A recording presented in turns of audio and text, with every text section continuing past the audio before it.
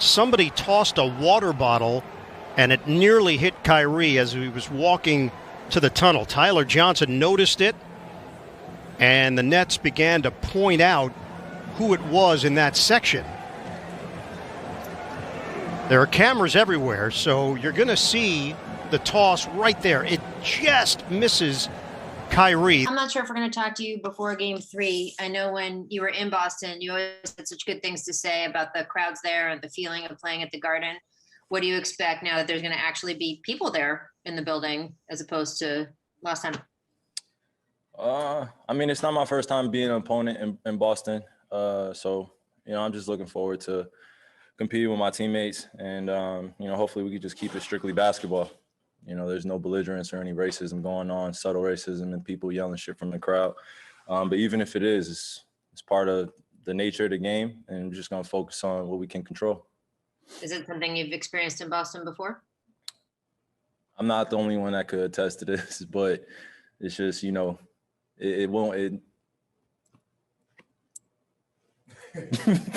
is what it is. And it's a title given to Christ, Philippians 2:11.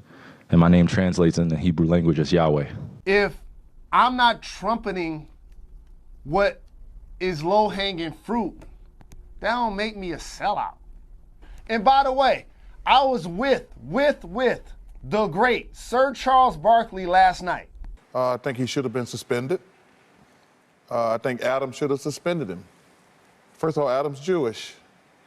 You can't take my $40 million and insult my religion. And we had a 2-hour conversation about this. 2-hour conversation about this in person. Had a 2-hour conversation with Charles Barkley about this. Just because I don't agree with Kanye or Kyrie, that don't mean that I'm cooning for the man. That means that I don't believe what he's doing is right. That's a fact. And so it's important for people that look like me, Jacoby, in particular, to not politicize what's happening with Kyrie and Ime and Kanye and shoot the messenger. I ain't gonna always ride with somebody just because they black. Some people are conscious, some people are not. I can tell he's not conscious. He doesn't really care what's going on. And it hurts me sometimes when we have to sit up here to talk about stuff that divides the game. Now we got to answer for what this idiot has done. A brand new book comparing rich black athletes to slaves has gotten people talking all over the country. There was a time when 40 acres and a mule was the price black slaves sought as restitution for their forced servitude at the hands of white masters. But today, for the superior black athlete, that payment has swelled into millions of dollars, although the money comes without the important commodity of power. And the black slave, white owner mentality has remained intact. That is the argument at the core of William C. Rhoden's critically acclaimed new book, $40 Million Slaves, which postulates that not only is the ultra-rich black athlete still a slave beholden to white ownership, but that many of these slaves have willingly remained on the plantation. Joining me right now to talk about the book is the author, William C. Rhoden, who's been a sports columnist at the New York Times for more than 2 decades, and Armstrong Williams, the host of the television show The Right Side and a guest columnist for USA Today. Also, Dr. Leonard Moore, the author of 7 books on race, including African-American racial identity in sports, and an associate professor of history and African-American studies at Louisiana State University. And Joel Mowbray, an award-winning investigative journalist and a syndicated columnist. I went on to Amazon Prime. I was like, you know what, let me see if there are any documentaries on Yahweh.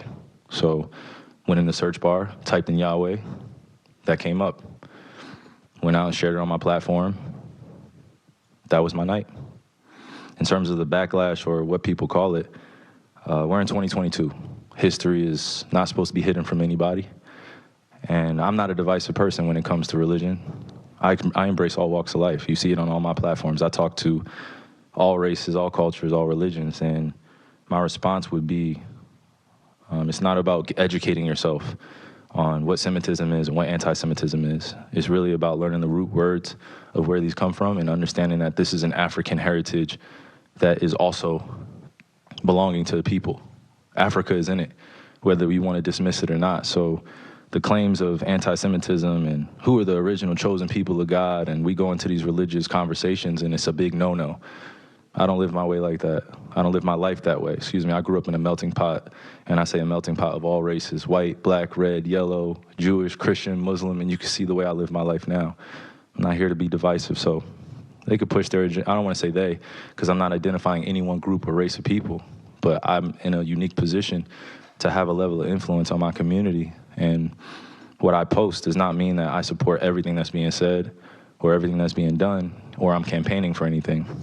All I do is post things for my people in my community and those that it's actually going to impact. Anybody else that has criticism, it obviously wasn't meant for them. $40 million slaves. I mean, talk about that title. Where did that title come from? That's a great starting point. That's great. The title actually comes from Larry Johnson. You know Larry Johnson? Yes, I do. Formerly of the New York Knicks. Knicks. Well, remember in 1999 when the Knicks were in the NBA championship, and Larry was boycotting the media, and they were fine. So fine said, okay, you all want me to talk? I'm going to talk. So he commenced to blast the media and all that. But one of the things he said is that the only people I care about are those brothers on the court. He pointed to the Knicks. He said, we're rebellious slaves. We're a bunch of rebellious slaves. So, of course, the next day, he was just completely massacred in the media. Well, a year later, they were playing a game. The Knicks were playing a game in Los Angeles against the Clippers. Against the Clippers, yes. Against the Clippers. And so during timeout, as they walked to the bench, this white fan stood up behind the Knicks bench, and he said, Johnson, you're nothing but a $40 million slave. And I thought that the anecdote was interesting for two reasons. A, that this fan remembered that for a whole season, and B, that Larry Johnson chose that particular metaphor to try to describe to the media exactly how he felt. You know, that particular myth. So that was, I want that to begin the beginning of a dialogue. And that dialogue is what? Because you started you started something here. You know that. Well, you know that, Bill. I've known you for years, and I'm telling you right now, I was shocked by the title because I'm saying to myself, people say, you're talking about slaves and mentioning it in the same breath as multi-million-dollar athletes. But this is a problem, though. See, this is the first problem. You cannot equate, see, as soon as you begin to equate money with slavery, you're wrong. I mean, you're wrong because it's a condition. There were brothers, and I went all the way on the plantation. I've been doing it for 8 years. I went all the way on the plantation. There were slaves, there were jockeys who were making lots of money. Slave jockeys. There was a brother named Charles 1700s and 1800s? Oh, man, there was a brother named Charles Stewart who was a trainer. We're talking about 1810. This brother was a trainer. He had his owners, he was in charge of his owner's stables. At a time when black people weren't supposed to leave state without a pass, this guy had his runners, and you know what? He was making so much money, he had to hire an agent because he was making so much money. But guess what? Charles Stewart was a slave. He was sold 3 or 4 times. Only difference is he could negotiate the terms of his... But getting back to your point, you're saying money shouldn't be associated with slavery. Is that what you're saying? Money has nothing to do with the condition. It's the condition of slavery, not necessarily how much money you have. All right. Hopefully I'm understanding what you said, and I want to make sure I get it right because I don't want to misquote any part of it. I don't expect understanding from a media conglomerate group that sincerely talks about the game of basketball, and then we bring up religion as if it's correlative at times when it's convenient for people to bring it up. So please just be direct with your question so we can move on from this and I can talk about the game and go home to my son, Elohim, and my wife, Marlene, okay? What are your thoughts as you hear this, especially when he says you shouldn't identify money with slavery? What are your thoughts? Well, it's inseparable. You know, so many people play off slavery and human slavery and the wretchedness of that. You know, in slavery, human beings, American blacks, did not have a choice. They were forced into in this kind of behavior, dehumanized, and even though the founders realized it was wrong. Athletes make a choice. Many young people spend their lives, their childhoods, preparing, wanting to be in the NBA, wanting to be in the NFL, wanting to be superstar athletes. They may not choose the right behavior. They may not have, in some instances, the right value system, but they're free. And many of them go back and empower their families, empower their communities, and they don't squander their money and their resources. I think what Mr. Rhoden is talking about here, something that we should talk about, is a value system that's like it. But there is no way in 2006 that you can equate athletes with slavery. There's just no comparison. Let me bring the doctor in here. Go ahead, Doc. He said you heard what Armstrong Williams said. There's no way that you can basically relate slavery to the modern day athlete. Your thoughts? And he's talking. William C. Rhoden talking about a slave's mentality. What are your thoughts, sir? I agree with Rhoden. I want to thank Rhoden for writing the piece. I think what we need to realize is that whenever you are not free to speak your mind. Whenever the money comes attached with handcuffs, then I believe that you are a slave. I think many African American athletes have been taught to believe that they aren't supposed to focus on anything but their particular sport. I might take it that this was what you shared was not something that you've even watched. This was you did watch it, or either watch it or read it. I had a lot of time last year to read a lot, read a whole bunch, good and bad, about the truth of our world.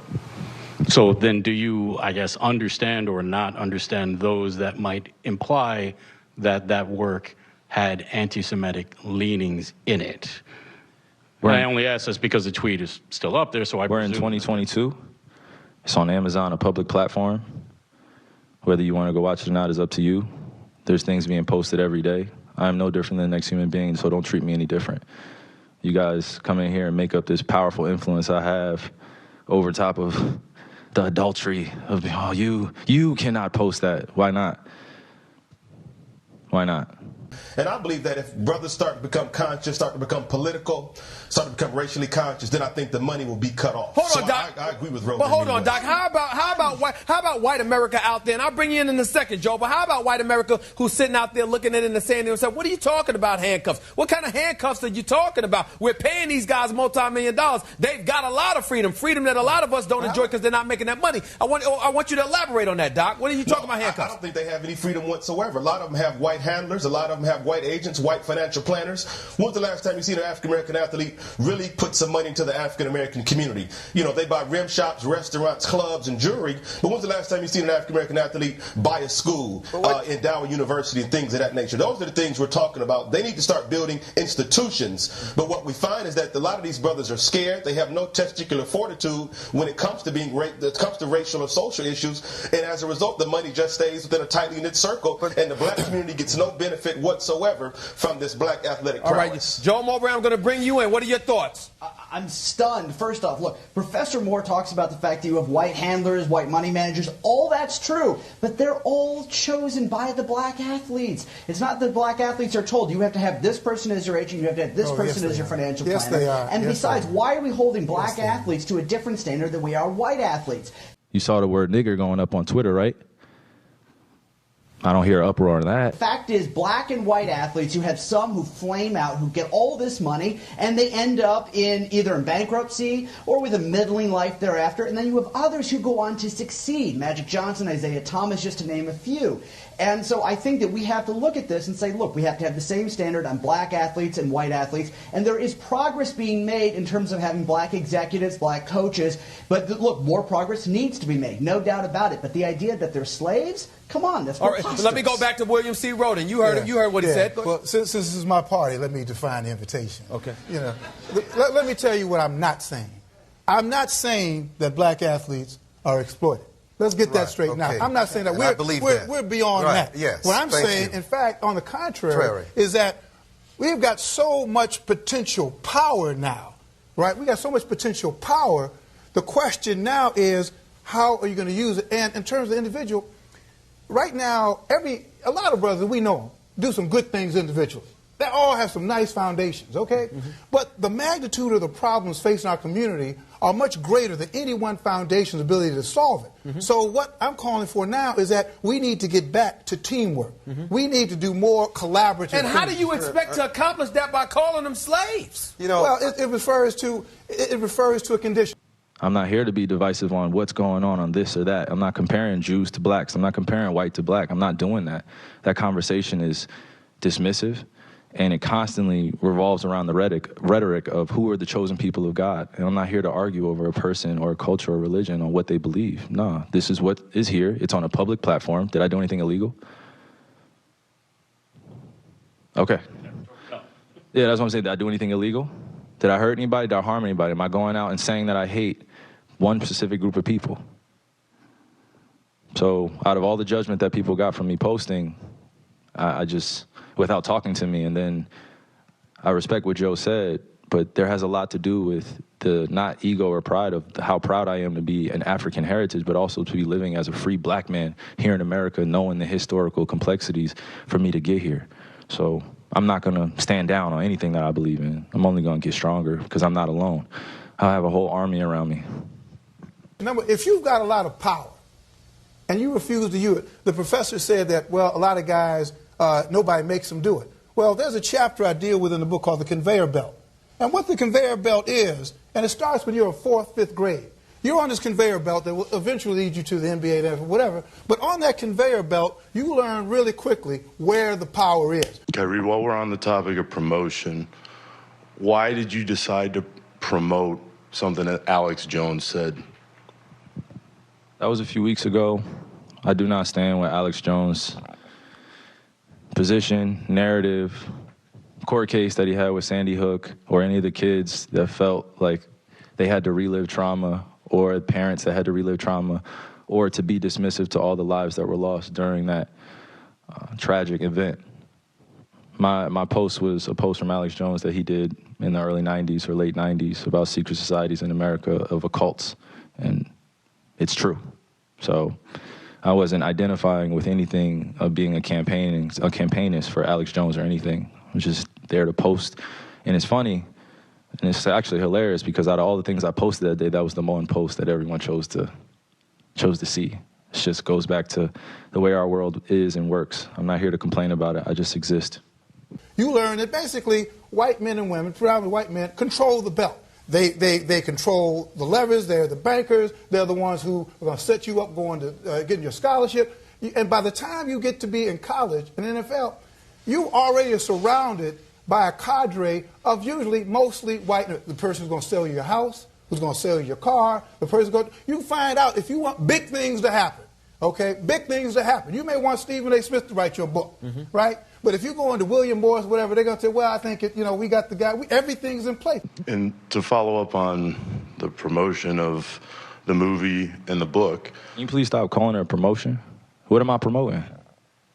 Put it out on your platform. But I'm promoting it? Do you see me in front of the putting it out there, people are going to say that you are promoting. Yeah, I put it out there just like you put things out there, right?